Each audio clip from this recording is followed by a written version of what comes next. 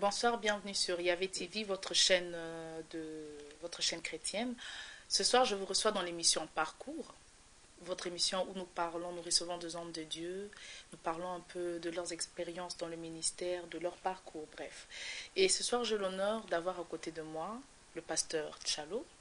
Bonsoir, Merci. pasteur. Merci, bonsoir. Le pasteur Tchalo est pasteur de Gospel Rhema Church. Rama Church. Yeah.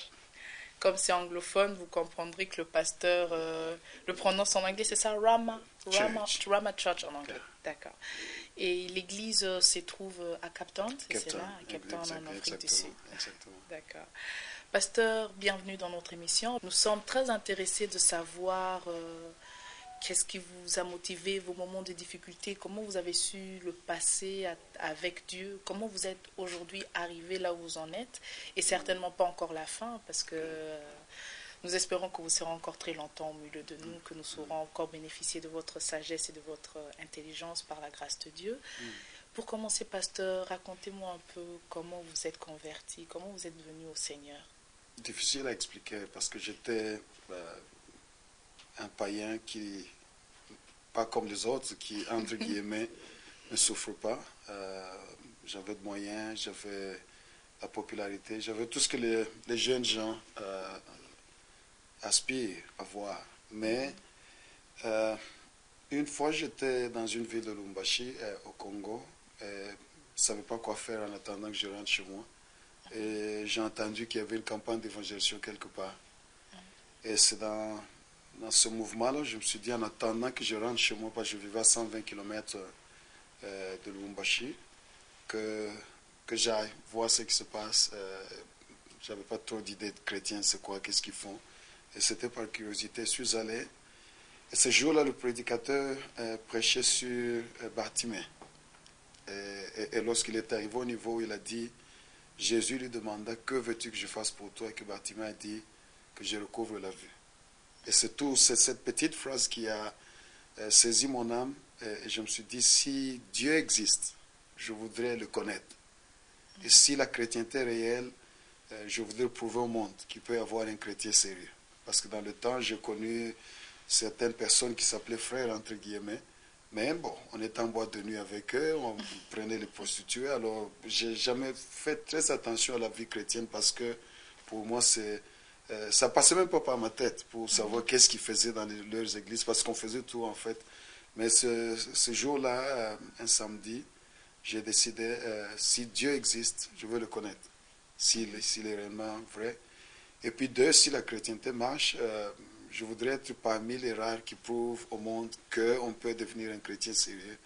Et ce sont les deux choses qui m'ont ouvert le cœur pour que je reçoive Christ. Ce n'est pas tellement misère, souffrance, non, je n'étais pas là. Au contraire, selon les standards du monde, j'avais une vie, tout le monde enviait. D'accord. Yeah. Et c'était en quelle année, pasteur? Oh, nous parlons bientôt de 30 ans. Plus de 30 ans. Oui. Et après votre conversion, vous vous êtes directement aligné à l'église dans laquelle vous avez reçu Christ? Oui, ça c'est une bonne question. Dès que j'ai compris l'ABC de la vie chrétienne et que je saisis ce qu'était, je n'ai jamais fait marche arrière. Aucune fois, aucun jour, c'est parti jusqu'à aujourd'hui. Donc ma vie chrétienne n'a pas connu les hauts et les bas. Je me suis accroché au Seigneur, je l'ai aimé. Depuis le premier jour jusqu'à aujourd'hui, rien n'a changé. Au contraire, comme vous disiez à l'introduction, nous aspirons à le connaître davantage, à le connaître de mieux en mieux. C'était un peu ça. Et on peut savoir, donc, si je comprends bien, vous avez, après votre conversion, vous êtes demeuré dans une église? Ah oui. Oui, toute ma vie, j'étais membre d'une seule église. Vous avez été membre d'une seule église? Une seule église. Je n'ai jamais changé d'assemblée, jamais quitté. Je suis resté là toute ma vie, jusqu'à ce que je suis parti en Afrique du Sud commencer ce travail. Ah, d'accord. Et c'était où le nom de cette église précisément? Rama. Ah, d'accord. Plein évangile Rama.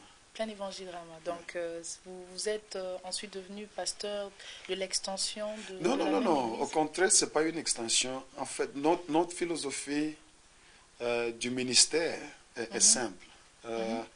Tout ce qui se passe spirituellement, c'est comme la famille physique. Ça. J'ai déjà 2 enfants qui sont mariés. Bientôt, mon troisième enfant se marie. Lorsqu'ils partent chez eux, c'est des familles totalement des entités à part. Indépendantes. Indépendantes, c'est ça le mot. Mais nous partageons le sang. De telle manière que s'il y a bonheur, nous nous réjouissons ensemble. S'il y a malheur, nous pleurons ensemble. Ça, c'est notre philosophie d'église où on a grandi. Que lorsque quelqu'un est au niveau où Dieu l'appelle et qu'il va ailleurs, ce n'est pas une branche qui doit donner le rapport de ceci, mais c'est juste une extension de famille et chacun va, il fait la vie. Vous allez où vous allez, mais tout en ayant avec vous l'esprit de ce que vous avez reçu. Il y a les parents ici, il y a le frère là-bas, il y a les sœurs là-bas. Donc, s'il pleure, nous sommes là pour pleurer ensemble. S'il se réjouit, on se réjouit. S'il y a quelque chose à partager, on partage. Mais on n'a pas le système de dire c'est une branche de tel. C'est une branche de tel, d'accord. Ça n'a pas existé. Votre père comme tel, que vous considérez vraiment votre père spirituel, qui vous a encadré, qui, comme vous disiez tout à l'heure, qui vous a appris l'ABC de la vie chrétienne, il s'appelle comment? Nous, on s'est convertis du temps des groupes de prière. Donc ce n'était pas maintenant où il y a des églises comme nous les avons. Dans notre époque, on venait du mouvement du catholicisme et on est venu dans les groupes de prière. On avait le système de bergers. Ah, d'accord. Et dans chaque groupe de prière, il y avait parfois 2 bergers. Donc les 2 qui étaient devenus pasteurs, c'était nos 2 bergers. Et j'ai eu le bonheur ou le malheur, je ne sais pas dans quel cadre vous allez le situer, d'avoir grandi sous les pieds de 2 personnes, c'est pasteur Magila et pasteur Mwamba, qui m'ont appris tout ce que je connais, des choses de Dieu, l'ABC, et puis après, je suis allé faire des études et autre chose. D'accord. Et après combien d'années de conversion avez-vous reçu l'appel au ministère? En fait, la première fois que j'étais appelé, pas par Dieu directement, mais au travers de mes pasteurs, ils ne connaissaient même pas mon nom. C'était bizarre. On recrutait les gens qui devaient être intercesseurs. Et puis, on appelle frère tel, on arrive à monter. Même le frère là qui prie beaucoup, là, lui aussi les recrutait. C'est comme ça que j'étais appelé au ministère d'intercession sans que mes propres pasteurs connaissent mon nom. Et puis, depuis lors, je suis allé... Et vous avez commencé aussi par la bergerie avant de devenir pasteur? Non. En fait, lorsque nous, on s'est donné, notre génération, en fait, c'est la génération de transition.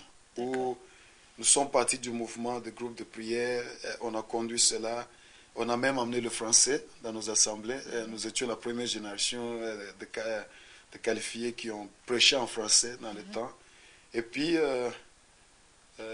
il y a eu trop de tiraillements entre les grandes églises méthodistes et tout ça et nos groupes. Et c'est ainsi que nous avions décidé de devenir carrément des églises. C'est le mouvement qui s'est passé au début des années 80.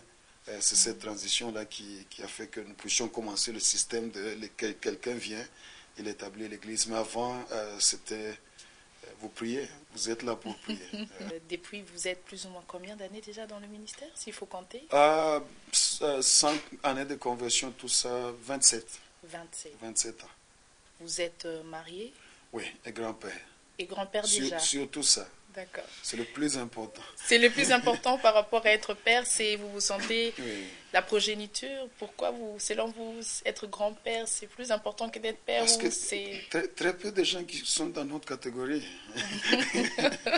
Qui sont plus souvent pères que grand-père. Nous sommes une ligue à part. D'accord. Et comment s'entend quand on est grand-père? On se sent vieux?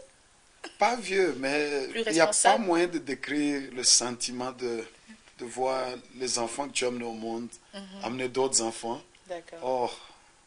Je vous souhaite le bonheur un jour d'expérimenter. J'espère. En ce moment-là, je crois que j'aurai peut-être le même sentiment quand je serai grand-mère. Et vous vous sentez grand-père aussi spirituellement, vous devez certainement avoir beaucoup d'enfants. Oui. Donc je crois peut-être spirituellement, vous n'êtes même pas grand-père, vous êtes peut-être arrière-grand-père. Non, ça c'est trop me faire vieillir. Je crois, oui, on a fait un long parcours, il faut reconnaître. On a formé beaucoup de gens qui sont devenus des pasteurs, qui ont aussi formé des gens qui sont devenus des pasteurs. Et ça, c'est là. Il y a les évidences partout au monde. Et puis, actuellement, on a un nombre assez élevé de pasteurs qui sont sous notre couverture et des ministères que nos assemblées ont mis au monde littéralement. Donc, on a fait quand même un bon parcours avec le Seigneur. D'accord.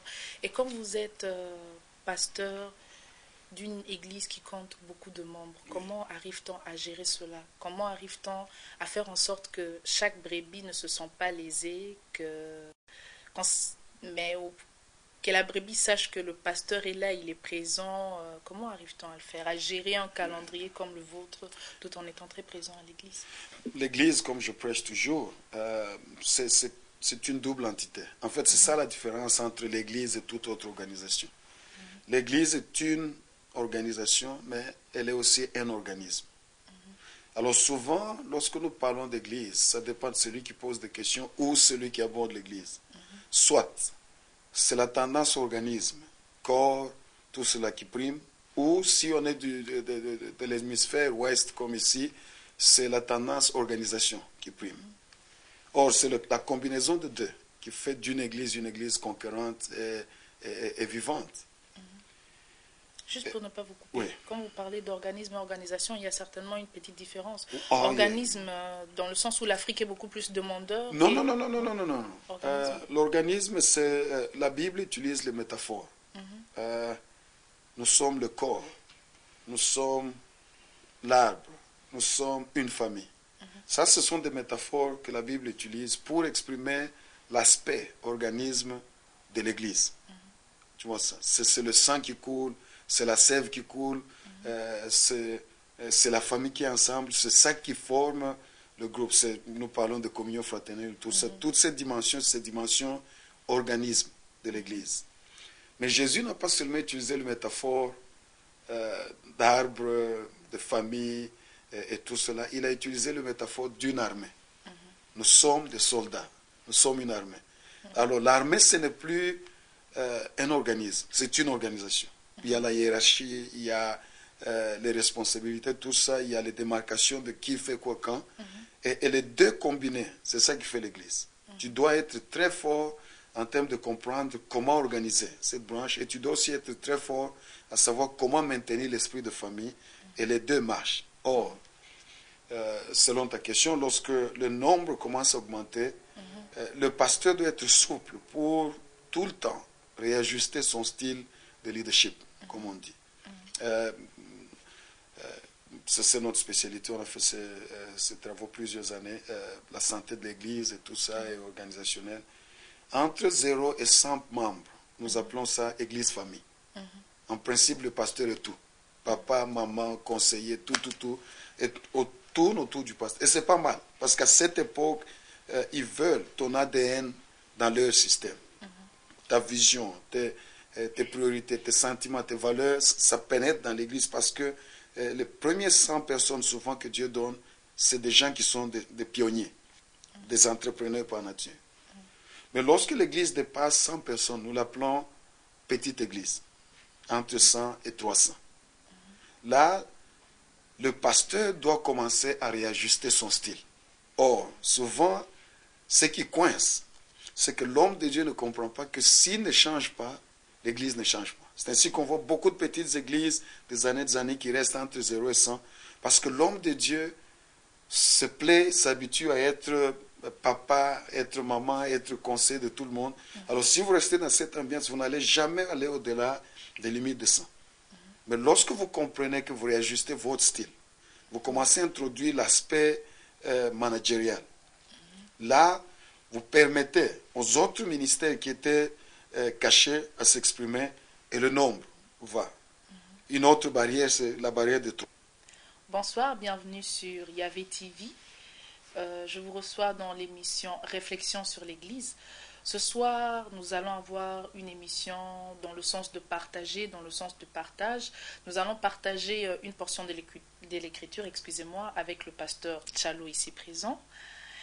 Et nous allons lire le chapitre de Luc au chapitre 10.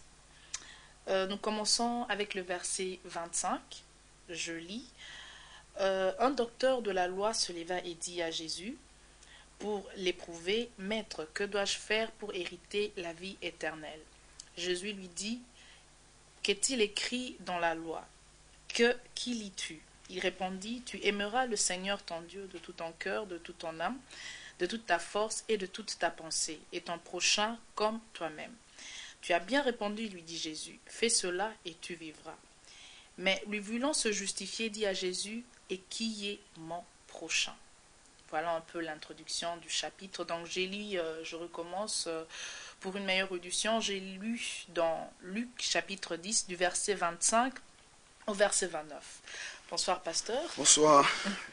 Je viens de lire cette portion de l'écriture et c'est ce soir notre thème de partage. Dans ce verset, Jésus s'adresse à quelqu'un et apparemment on parle de l'amour du prochain. Jésus commence d'abord par expliquer la manière d'aimer. Il faut aimer Dieu de toute ta force, de toute ton âme. Et dites-nous, pasteur, quelle est selon vous la compréhension de ce verset, de ce chapitre? Et la raison pour laquelle un passage est utilisé plusieurs fois, c'est pas parce qu'il est simple, mais parce qu'il est très important pour la communauté humaine et la société en général. C'est pour cela que Dieu, dans sa providence, il pousse ses serviteurs à retourner sur les choses qui semblent être déjà dites plusieurs fois. C'est parce qu'il y a quelque chose d'important. La société telle que nous la connaissons ne peut pas fonctionner si l'amour réel n'est pas manifesté. Et même Christ dit, la seule manière de prouver au monde que vous m'appartenez, c'est s'il voit que vous vous aimez les uns les autres. Pas si nous faisons des campagnes d'évangélisation ou nous faisons ceci. C'est l'amour qui est la marque réelle d'une nouvelle communauté. Une communauté qui a été rachetée par le sang de Christ et qui a été lavée dans la parole de Dieu et qui vit avec d'autres valeurs. Ça, c'est la première chose que Dieu donne. Et même la Bible, parlant de l'amour, il appelle la loi royale. Ce terme, loi royale, étymologiquement, c'est-à-dire c'est le soubassement de toute autre chose. Si vous bougez cette loi, le système, c'est comme le système humain dans lequel nous sommes. Si la pesanteur n'est pas là, la vie n'existe plus.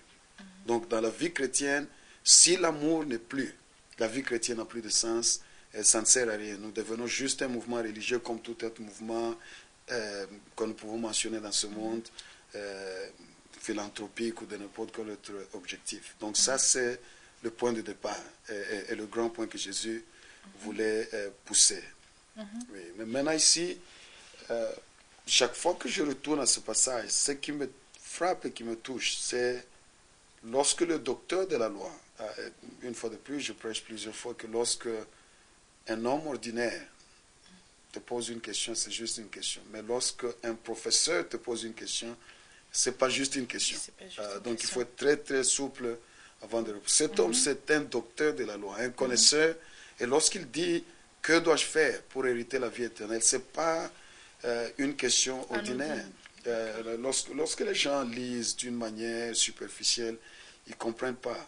Cette vie éternelle dont l'on parlait, c'est pas juste l'éternité avec Dieu, nous serons là. Non, il parlait de la qualité de vie. Il parlait, bien sûr, inclut la quantité de vie. Qu'est-ce que je peux faire pour vivre une vie de qualité et une vie assez longue? Ça, c'était la profondeur de la question. Et Jésus, étant aussi ce qu'il était, il lui répondit par deux questions. Un de mes professeurs à l'université disait toujours l'intelligence d'un homme n'est pas reconnue par la qualité des réponses qu'il donne, mais c'est la qualité des questions qu'il pose. Parce que de petites questions mènent aux petites réponses, de grandes questions mènent aux grandes réponses. Donc ça, c'est important. Jésus repose des questions. Qu'est-ce que tu lis et comment tu interprètes ce que tu lis? Ça, c'est pour moi la mère de toute révélation. La vie ne consiste pas seulement en substance, mais en interprétation. Parce que nous pouvons voir la substance biblique, connaître, mémoriser de Genèse, Apocalypse et tout cela, mais avoir une fausse interprétation. Et ça, c'était le problème du culte pharisaïque. La connaissance accumulée, ils en avaient. Mais l'interprétation correcte qui mène à l'application pratique, ça, ils n'avaient pas. C'est pour ça que Jésus lui retourne et dit, quelle est la substance que tu as et quelle est l'interprétation que tu as de ce que tu as comme substance. Et nous tous, dans toutes nos églises du XXIe siècle, les deux questions nous retournent toujours. Qu'est-ce que tu connais et comment connais-tu ce que tu connais? Alors ça, c'est le point de départ. Et dans leur débat, montant, descendant, Jésus comprit que le pharisien était quelque part coincé et qu'il y a des choses qu'il ne comprenait pas. C'est ainsi qu'il amène la fameuse parabole du bon samaritain. Parce qu'en fait, déjà, si le bon samaritain venu, c'était Jésus qui voulait plus l'éclaircir sur la qualité de l'amour. Oui.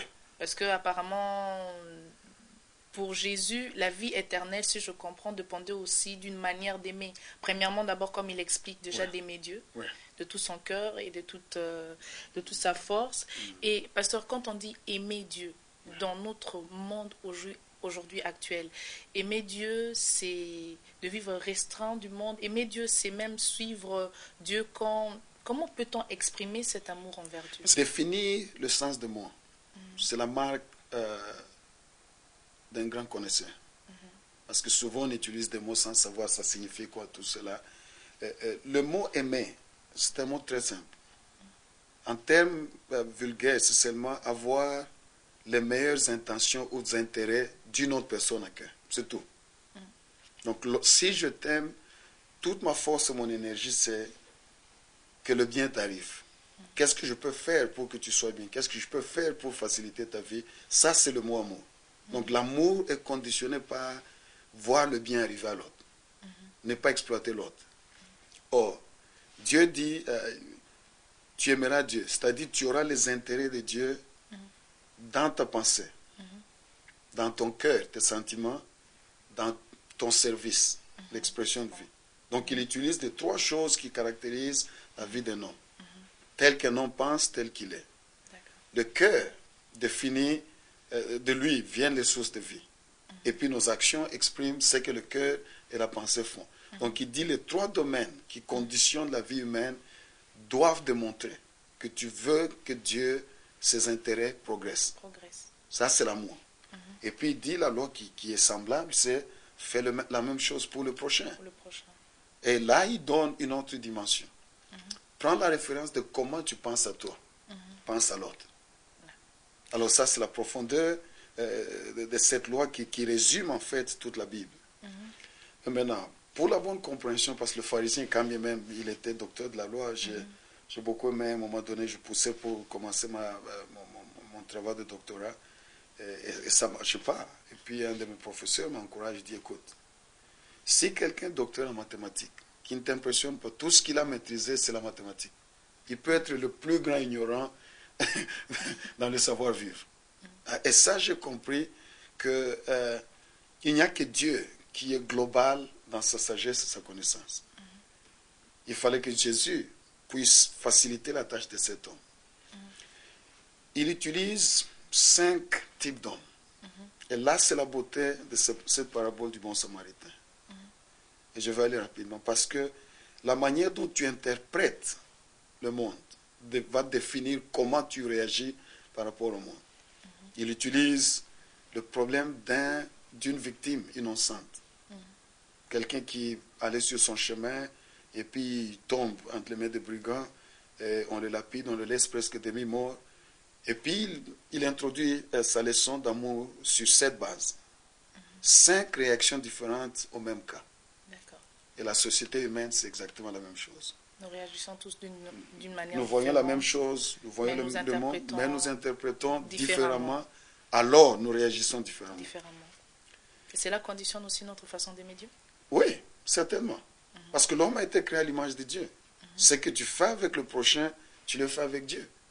Lui-même dit, tu ne peux pas prétendre que tu m'aimes, tu ne me vois pas. Si tu n'aimes pas la créature, fais à mon image. Donc, le principe est si simple.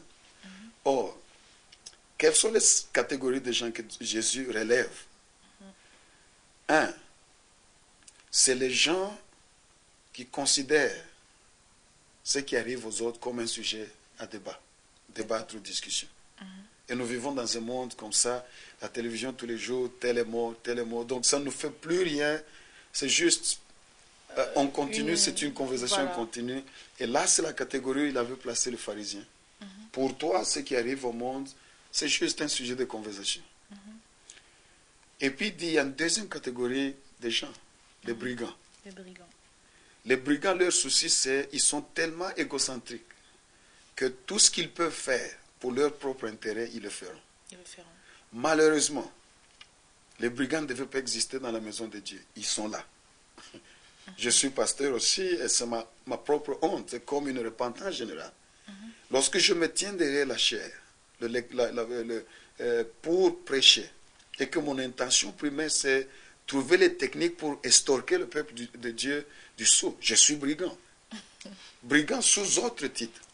Parce que ce qui caractérise le brigand, c'est l'égocentrisme à outrance. Même si quelqu'un d'autre souffre, tant que mon intérêt est là, ça me fait rien. Alors, c'est la deuxième catégorie qui, pour eux, c'est les opportunités. J'ai entendu des gens dire je ne peux pas créer des relations s'il n'y a pas mon intérêt. C'est un langage de brigand. Moi, il y a même certains qui se justifient en disant que Dieu lui-même a fait des choses par intérêt. Non. Que Dieu lui-même, c'est quelqu'un qui cherche des intérêts. Non. Quand il n'y a pas d'intérêt pour Dieu... C'est une fausse interprétation de Dieu. Dieu nous a aimés lorsqu'on était pécheurs. Dieu a tout fait sans... Il voulait seulement être bon parce qu'il était bon, c'est tout. Ce qui retourne, c'est un enseignement global. Que lorsque tu sèmes le bien, par la loi de la réciprocité, le bien te reviendra. Mais Dieu n'est pas à la recherche de ses intérêts, il répand l'amour. En retour, l'amour amène l'amour vers lui. C'est ça. Donc l'homme qui opère comme Dieu, le bien lui retournera, pas parce qu'il a la chasse du bien, mais parce que la loi de la réciprocité définit que lorsque tu sèmes le bien doit rentrer. Donc c'est dans cet espace-là. Alors, retournons nos catégories de gens. Donc, nous étions brigands. On a fini avec les gens qui considèrent les autres comme un sujet de conversation. Deuxième catégorie, les brigands. Troisième catégorie, c'est des gens qui considèrent les autres comme problèmes à éviter. Ça, c'était le fameux pasteur. Ici, on l'appelle sacrificateur. De nos jours, ce sont les pasteurs. Maintenant, ce qui est beau dans ce passage, c'est que lorsque tu lis les lois qui sont en Lévitique et tout ça, le pasteur est justifié.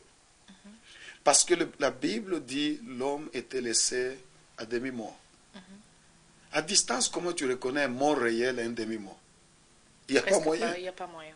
Parce que tout le monde semble, tu dois t'approcher pour savoir s'il est mort ou demi-mort. Exactement. Or, la loi dit, si le sacrificateur touche un cadavre, il est impur. Pendant 8 jours, c'est beaucoup pour un papa pasteur. Qui va prêcher au culte du mardi? Qui va conduire la prière du mercredi? Qui sera à la réunion de serviteurs vendredi? Dimanche, on a 2 cultes. On dépend de moi, l'homme du moment qui a des révélations. Ainsi. Donc tu trouves que 8 jours être à l'écart, risquant d'être impur, l'homme se dit non, voilà. Il y a beaucoup de gens qui dépendent de moi. Ça, c'est un problème à éviter. Ça, c'est la troisième catégorie. Il peut y avoir des justifications, des explications, mais ce qui manque, c'est la loi de l'amour. Parce que l'amour te pousse vers l'autre. Donc c'est un peu comme, si je peux me permettre, revenir à Jésus qui a guéri le jour du sabbat. Voilà. Et où on lui a justement demandé pourquoi vous guérissez le jour du sabbat, parce que la loi divine interdit de guérir. Mais il a appliqué la loi de l'amour.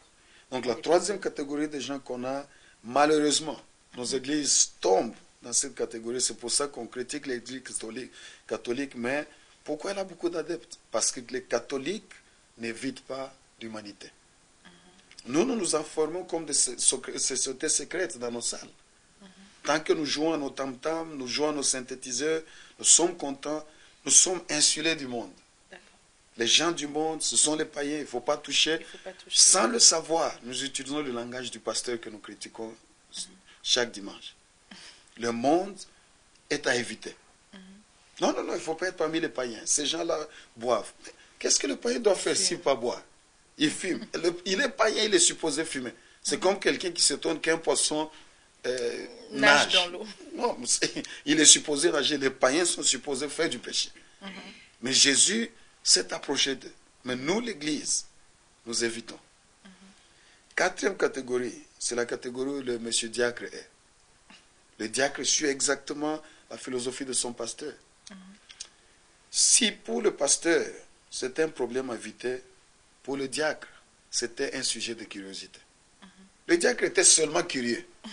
Oh, qu'est-ce qui se passe là? C'est comme un accident sur la rue, tout le monde s'arrête, une seconde, et puis on part, on efface de la mémoire. C'était juste un sujet de curiosité, mais ça ne nous a pas affectés. Et beaucoup d'entre nous, on est seulement curieux de savoir ce qui se passe. Dans nos églises, nous tous ici, ceux qui nous réunissent, nous sommes membres, des gens de l'église. Combien de fois nous ne sommes pas retrouvés à parler des choses qui sont arrivées? Oui. C'est juste par curiosité, mais personne n'a ses entrailles touchées comme l'amour touche les entrailles pour faire quelque chose. Quelqu'un qui était réputé, peut-être drogué, trafiquant, quand il vient à l'église, on a même tendance à s'éloigner parce qu'on s'est dit, qu'est-ce qu'il est venu faire? Au lieu peut-être de l'accueillir, de se dire, gloire à Dieu, je crois que j'ai lu Beyoncé une fois qui était à l'église de Donnie McClurkin. Et d'après les critiques que j'ai pu lire sur Internet, il y a beaucoup de chrétiens qui étaient offusqués de voir Beyoncé venir à l'église. Beaucoup étaient même choqués pourquoi elle est venue. Mais est-ce que ce n'est pas ça justement le rôle de l'église, que le païen vienne, que le gens comme les Beyoncé viennent? Mais si aujourd'hui nous sommes choqués qu'ils viennent à l'église... C'est ça que nous appelons l'esprit religieux.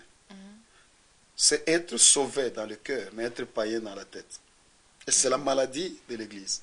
Beaucoup de chrétiens sont honnêtement, sincèrement sauvés. Leur cœur ira au ciel. Mais leurs têtes, ce sont des têtes païennes qui n'arrivent pas à comprendre comment ça se passe. Et l'histoire de Beyoncé n'est pas une nouvelle histoire. C'est la même chose. Lorsque vous lisez l'histoire des Zachée,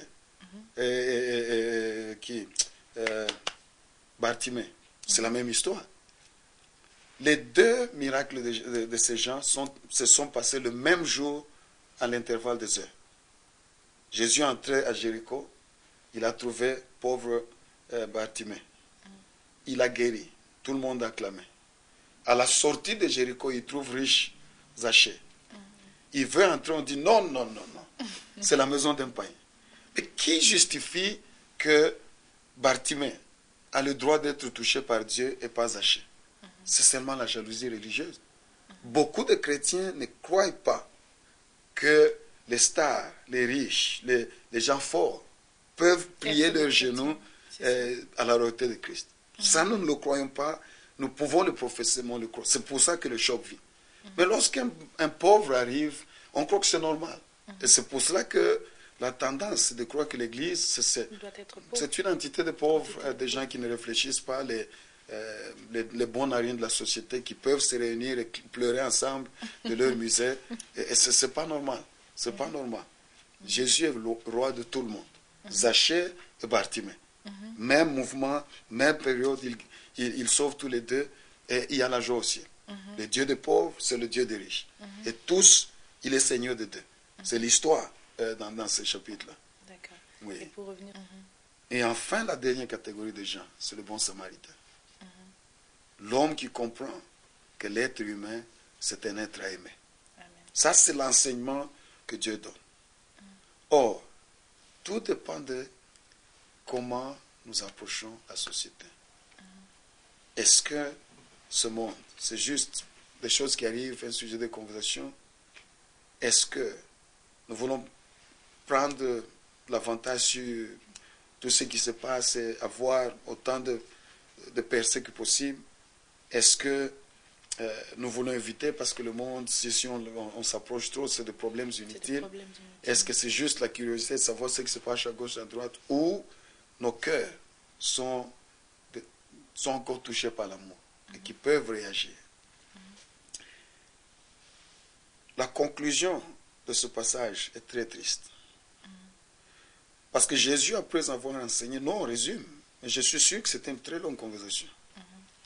Après avoir enseigné tout cela au docteur de la loi, Jésus tire la conclusion et lui repose la question, la dernière. Selon toi, parmi ces gens, qui était le prochain de la victime? Jésus a cité tous les caractères par nom. Il y avait le sacrificateur, il y avait le diacre, il y avait le bon samaritain. Le docteur de la loi rétorque, c'est le dernier. Beaucoup d'entre nous n'ont jamais réfléchi pourquoi il n'a pas dit le samaritain. Pourquoi il répond le dernier monsieur que tu as cité? Parce que dans la culture juive, le samaritain est tellement bas que citer le nom samaritain, c'est se rendre impur. Et malgré que Dieu lui a donné la leçon de ce que l'amour est, mais sa prison de complexe de supériorité lui interdit de citer ce nom parce qu'il est convaincu que si je cite samaritain, je deviendrai impur. Il retourne à la case de départ. Et ça, pour moi, c'est la grande histoire de ce monde, où l'Église doit retourner les gens à l'amour véritable. Le Samaritain ne connaissait ni les versets bibliques, ni quoi que ce soit, mais il avait un cœur. Et si l'Église a un cœur aujourd'hui, même si notre doctrine est fausse, nous toucherons le monde. Mais si nous connaissons tout, et que le cœur n'est pas là, les Anglais ont un dicton qui dit je ne me soucie pas de combien tu connais jusqu'à ce que je sache combien tu m'aimes. Donc l'amour précède l'ouverture du cœur. Si ce monde ressent l'amour, il sera ouvert à notre évangile. Mais si nous voulons proclamer l'évangile sans amour, le monde ferme totalement le cœur. Donc c'est ça un peu la belle histoire du Samaritain. Vous disiez qu'il faut avoir un droit de pouvoir toucher quelqu'un. Oui. Qu'il y a certaines personnes qui n'ont pas su toucher. Vous avez donné d'ailleurs l'exemple de Mère Teresa qui est déjà décédée. Il y avait un évangéliste qui est venu pour parler à ces prostituées, mais ces prostituées lui ont lancé des pierres. Elles étaient contre. Mais par contre, quand Mère Teresa est venue, malgré qu'elle n'était pas une personne imposante physiquement, mais elle savait parler à ces gens. Et aujourd'hui, l'Église doit revenir à ça, pouvoir aussi parler aux gens, pouvoir toucher le cœur des gens, justement. Tout à fait. Et en ce moment-là, c'est peut-être un domaine de l'évangile. Je crois que nous nous éloignons souvent de ça. Nous croyons peut-être, comme vous disiez, qu'il est bon d'être dans notre côté parce qu'on a peur des païens. On croit qu'on va se rendre impur en allant un peu trop... On ne peut même pas les citer. On ne peut même pas les citer. Ils ne sont pas à notre niveau. Le troisième. Ce qui me donne le droit de parler à mes enfants, c'est parce que je touche leur vie. Je les nourris, je leur donne des vêtements, je les envoie à l'école. À cause de cela, j'ai le droit de leur parler. Mais si on n'a pas touché ce monde, comment on peut parler au monde? Donc nous sommes dans une histoire compliquée. D'accord. Très compliquée. Mais c'est un enseignement très très riche. En tout cas, je crois que on n'a peut-être pas, comme vous disiez, c'est très riche. On a peut-être juste survolé, frôlé. Peut-être à cause du temps, vous avez un calendrier chargé. Mais j'espère que la prochaine fois, que nous aurons encore le temps de reparler, si pas forcément du contexte du bon samaritain, mais de l'amour, parce que c'est le commandement que Christ nous a donné. Et de faire la différenciation avec le monde. En tout cas, merci beaucoup, pasteur. Merci beaucoup. C'était un bon temps. Merci. Comme je le disais tout à l'heure, le pasteur Tchalo est un homme assez chargé, au calendrier assez chargé, mais il y reviendra du moins pour le mois de mai à Nancy en France. Ça sera à l'occasion de la LAC et ça se déroulera à l'église Mission chrétienne Vie Nouvelle, qui est conduite par le pasteur Philo Mouika. Et ça sera une conférence qui débutera le vendredi 11 mai, le samedi 12 mai, et la clôture sera pour le dimanche 13 mai. Comme je disais, ça se passera à Nancy en France durant le mois de mai.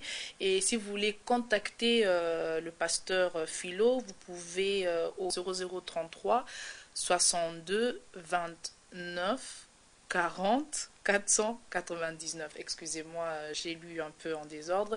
Mais la LAC, c'est une conférence pour les leaders, c'est une conférence pour ceux qui encadrent, pour les pasteurs, pour tous les ministères de l'Église, pour ceux qui sont en charge de plusieurs. C'est une conférence sur le leadership et la LAC est une vision du pasteur Tchalo, un peu pour essayer, comme il disait tout à l'heure, dans le cadre du corps de Christ, pour pouvoir donner une vision pour que le leader puisse mieux conduire, avoir une meilleure vision de la gestion de l'Église, parce que nous parlions tout à l'heure du côté pas seulement arbre, pas seulement famille de l'Église, mais aussi du côté de la gestion de l'Église. Donc c'est dans ce cadre-là. Merci beaucoup encore de nous avoir suivis. Je disais que vous étiez sur Yahvé TV. Merci beaucoup. Au revoir.